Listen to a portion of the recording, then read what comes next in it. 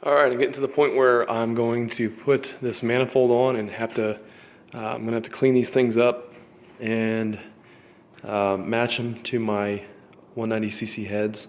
And so what I'm going to do is I cut off the head of 2 bolts just so I had a place to slide the manifold down on.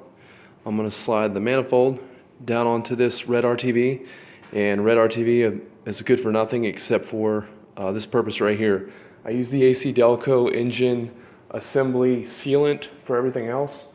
That's my go-to stuff, but this junky red RTV I got laying around the garage is good for here because I'm going to try to identify while this is wet. I'm going to stick this on there and we're going to leave it on overnight, and then while this is wet we're going to I keep saying we, but you're here with me, we're watching it, so we are going to place this manifold. If I can do this one-handed. I'll try to bare-handed this thing.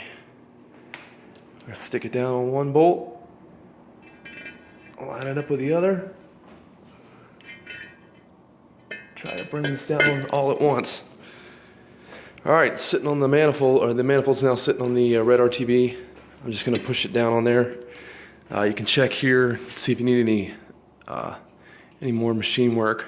These are sitting nice and flush here, and your gap should be right here, because this is, if these are cut properly, this is going to allow this to sit down or up depending on where your gaskets are along here. So it will sit up a little bit higher with the gaskets, but then that's when you use the right stuff down here and seal that up. Don't use the cork because that allows the head to lift, and when you seal it down then you have the likelihood for the head to loosen up or to leak around the intake manifold gasket, which I don't have on here because right now we're just cleaning the head up, or the intake manifold up.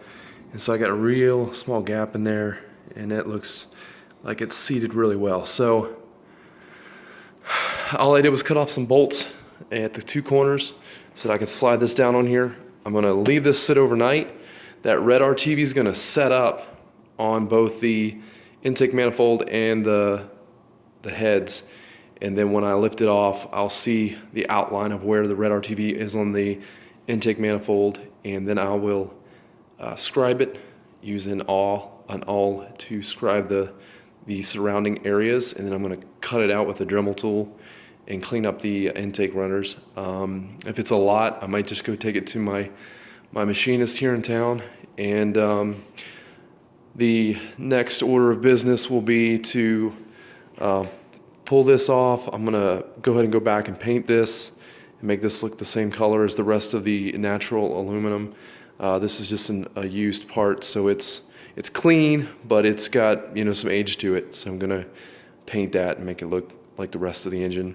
I was thinking about painting the rest of this, but I think with black, I like the look of the blue and the black or blue valve covers that Proform makes for Ford Racing, and they looked really good. I think I might go with the blue, so it'll be blue on blue, and then the Go EFI Phytech throttle body injection I have for this engine is black. I was going to black it all out, but I think that might just be too much. I've got a March pulley system, it's all chrome, and I got this little accessory here that's chrome. So I think I want to keep it shined up, and I got my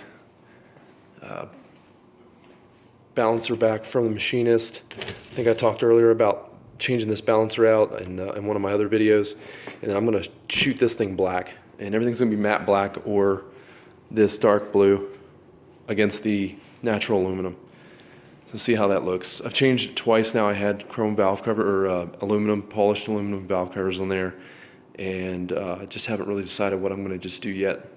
But once it gets together and it's where it is, I'm going to leave it. So just keep watching my videos and I'll keep moving along. Thanks for watching.